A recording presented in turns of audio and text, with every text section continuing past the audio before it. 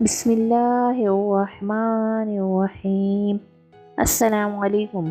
آج جو عمل آپ کے سامنے بیان کرنا ہے وہ ہے حاجات کے پورا ہونے کا عمل۔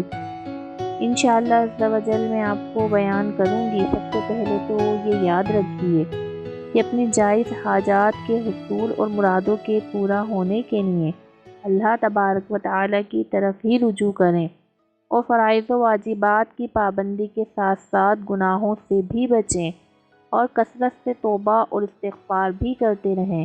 تو آئیے ان چیزوں کے ساتھ ساتھ ایک عمل بھی آپ کو بتاتی ہوں، اس کے مطابق عمل کریں تو جائز حاجات پوری ہوں گی۔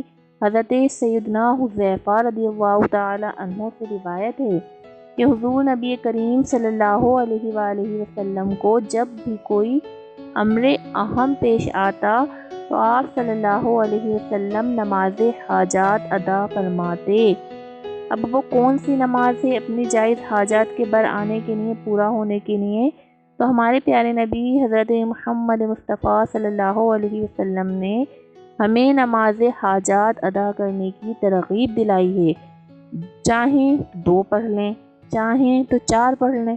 حدیث پاک میں ہے کہ پہلی میں سورہ فاتحہ کے بعد 3 بار آیت الکرسی اور دوسری رکعت میں سورہ فاتحہ کے بعد سورہ اخلاص اور تیسری رکعت میں سورہ فاتحہ کے بعد سورہ فلق اور چوتھی رکعت میں سورہ فاتحہ کے بعد سورہ ناس پڑھیں۔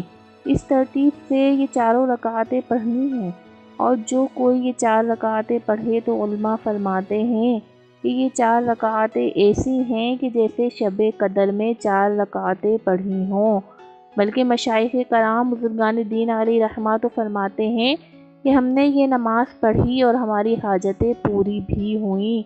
عمل کرنے کے بعد نہایت عاجزی کے ساتھ، گڑ گڑا کر، حضور قلبی کے ساتھ، یقین کامل کے ساتھ اللہ تبارک و تعالی کی بارگاہ میں دعا کریں کہ یا اللہ، جو بھی ہماری جائز حاجات ہیں، جو بھی ہماری جائز مرادیں ہیں، جو بھی جائز تمنائیں ہیں، ہم دعا کریں، اشک باری کرتے ہوئے زہ نصیب کے سجدہ ریز ہو کر اللہ تبارک و تعالی کی بارگاہ میں دعا کریں تو انشاءاللہ عز و جل کرم ہوگا اور اللہ پاک کی رحمت سے ہماری جائز حاجات پوری ہوتی چلی جائیں گی انشاءاللہ۔